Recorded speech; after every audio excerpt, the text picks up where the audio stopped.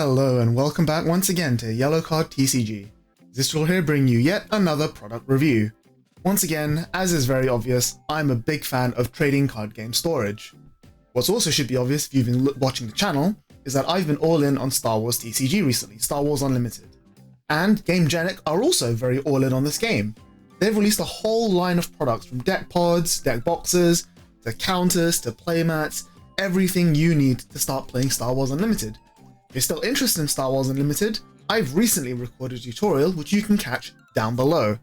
But over the last few days, I've been at my locals, attending Vanguard tournaments as normal, but my locals have also been running Star Wars Unlimited pre-releases.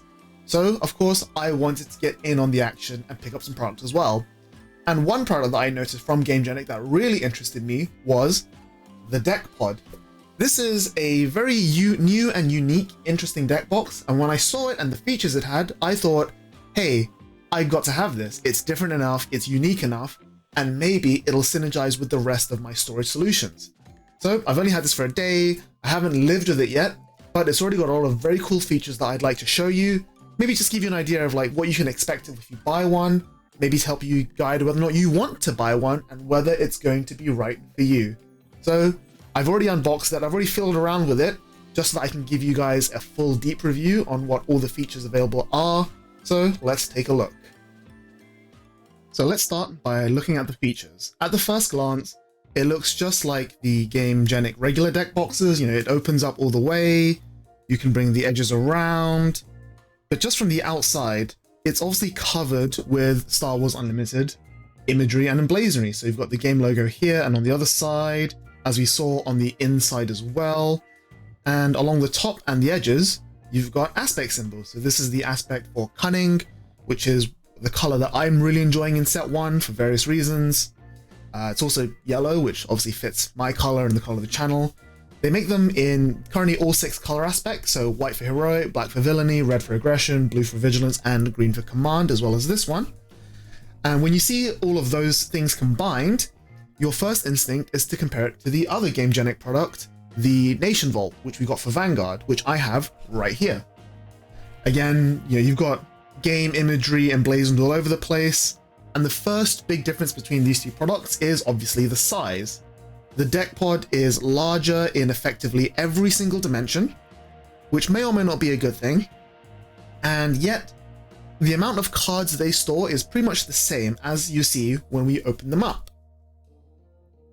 So here I've got my deck in this deck box, and this one's currently empty, but you'll notice that the way that the cards are put into the deck box is effectively the same. You've got a little compartment down here for dice, side accessing for the cards, and the cards go in like that. But of course, with the increased size of the deck pod, whereas a Vanguard deck fits in here very, very snugly, not very much wiggle room, as you can see in the deck pod, there's a lot of gaps along the ups and sides.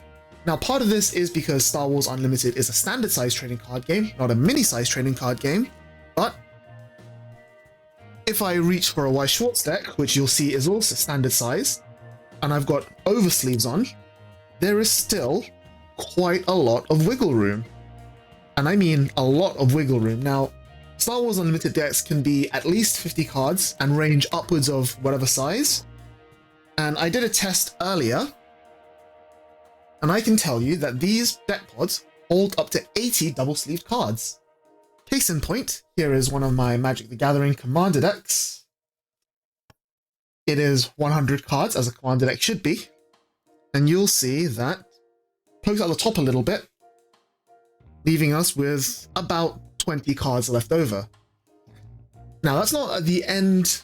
It's not a make or break thing, because again, you should be using this for Star Wars, that's what it's made for, but it would have been nice to be able to use it for other things. Like, for example, the Vanguard's Nation Vault, I've actually found to be pretty useful for battle spirits, because you can put your cores and other counters along here in the little tray, and then it's 40 cards, which still fits very nice and snug.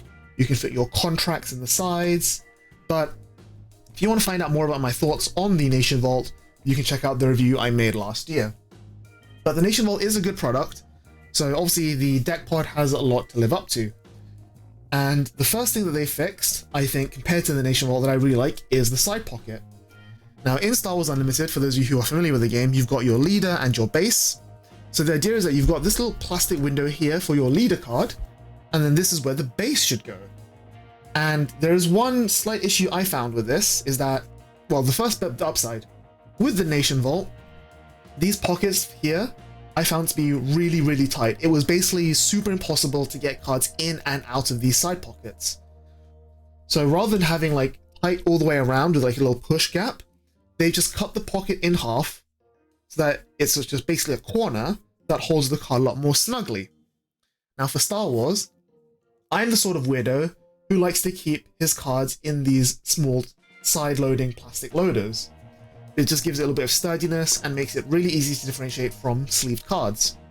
So if I have my base in one of these, it does fit the loader, which is amazing.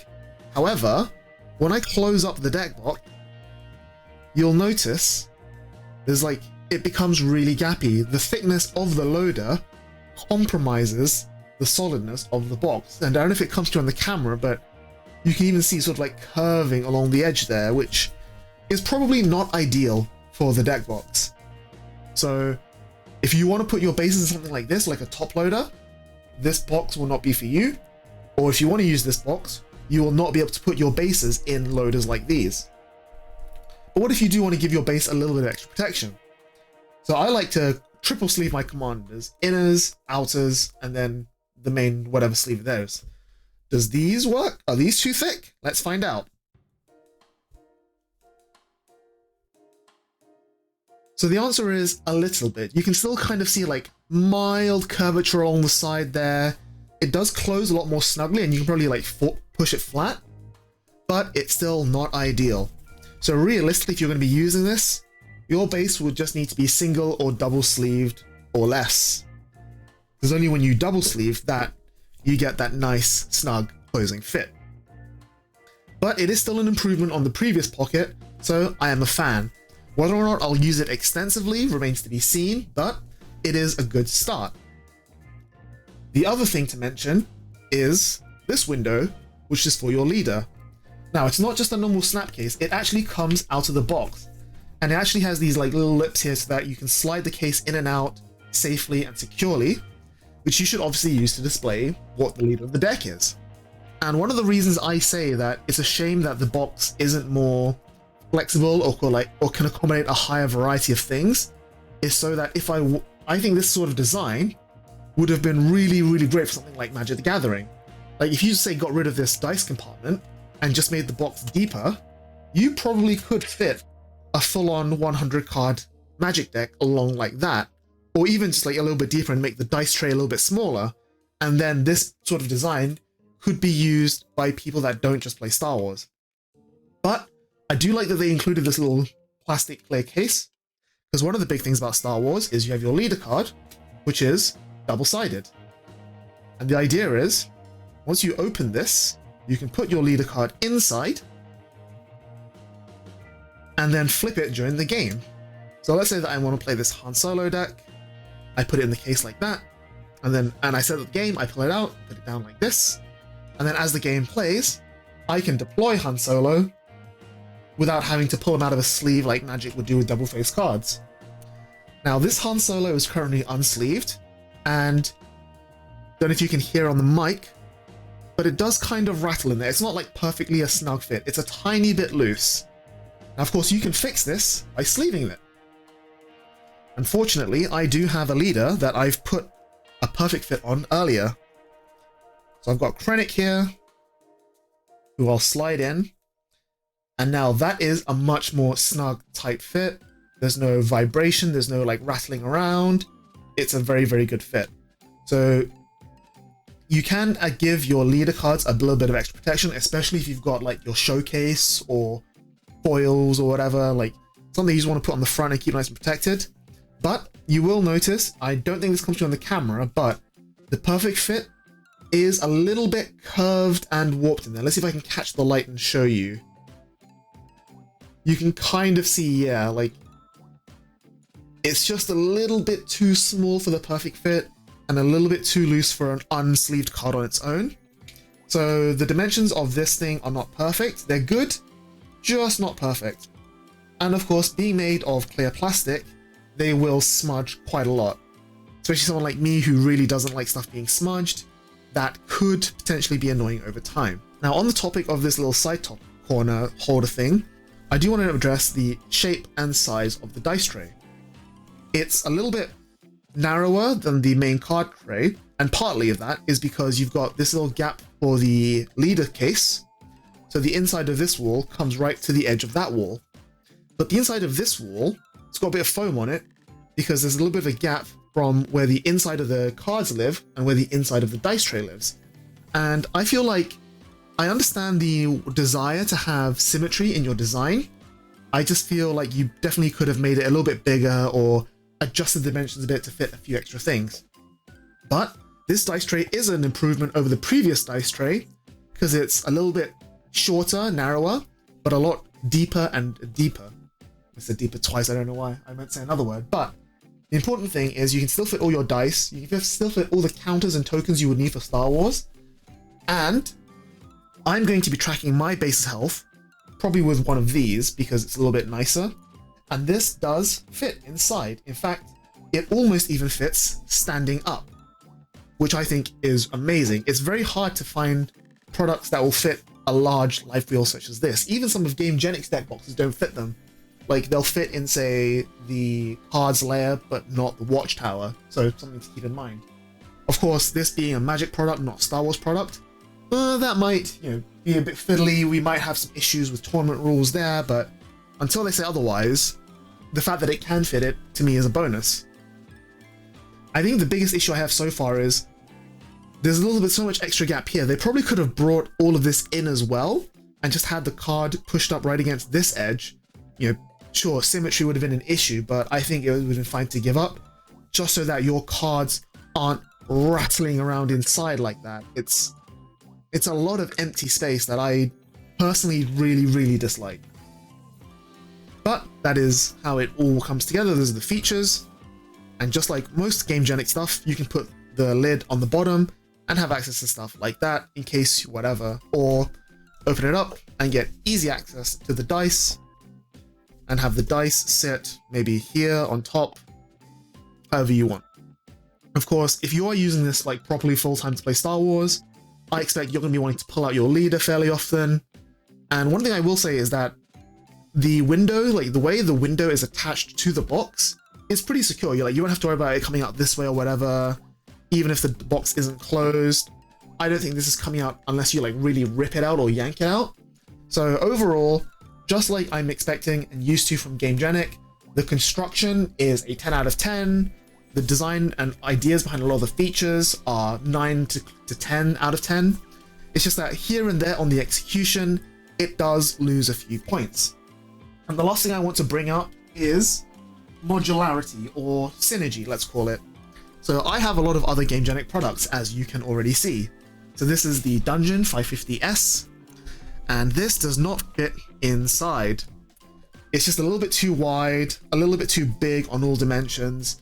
So if something like this, you are not putting it inside another storage box. This is its own, like, throw this in your backpack and go solution. And for some people that's okay, but I just like to have all of my boxes in boxes. I know, it's weird. Like, I really like to put this into bigger storage boxes, but it doesn't fit in them. And I would have liked to maybe find like a larger carrying case to fit like maybe a year down the line and I'm playing lots of different Star Wars decks. I have like 3 or 4 of these, something to carry a bunch of these all at once. Now GameGenic do make a double deck pod, so it's basically 2 of these next to each other attached as one, kind of like the Watchtower or the Stronghold like variant, which I didn't buy because A, I don't plan on building that many decks in set 1 to begin with, and B, it was a little bit more expensive. So these retail, well, I bought mine from my locals for £27, and the double deck pod was being sold for £45, which again, when you compare it to the £30 to £40 that the Nationbot was going for, is much better value. Like, you're paying less for more features, which is great. It's just that at the time, I didn't need it. Who knows, maybe in a few months I will end up buying a double deck pod. We will see. If we do, I might do a review of that as well. But as it is, something like this really is a standalone solution, which I don't think is a problem in and of itself. It just would have been nice to have it synergize with other products. So overall, my final rating is going to be 8.5 out of 10. And the big things that detract from it, in my opinion, are the fact that there is so much loose space in the box for your cards. Like, if I put this like that, fold it up, you will hear it rattling around in there as you carry it in your bag. And the fact that there's no other like flexibility or room to do anything else with it. Like, sure, you could probably carry like a Magic the Gathering deck in it. You could probably carry like other games in it. You just won't be able to make use of this unless you're playing like a double-faced commander, which is rare, or you're playing like a single-sleeve commander deck, because again, the actual space inside is not that much bigger than you get in the Nation Vault. So overall, I think it's a really good product for anyone who's looking to commit to Star Wars as hard as I am. I'm definitely going to be using it, at least for the first few locals I go to.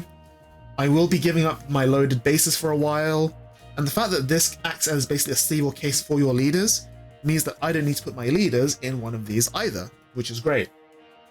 So yeah, overall, I can heartily recommend, as always, GameGenic coming out with another banger. Super happy with this. Might get more in the future, might not. We'll see where they go. And yeah, that's it for this review. If you guys want to pick up one of these, you can do so at your local game store. Please support them however you can. And until then, we'll see you on the battlefields, on the next game, on the next video, etc, etc. As always, standard algorithm stuff. Have a good day, take care, bye bye.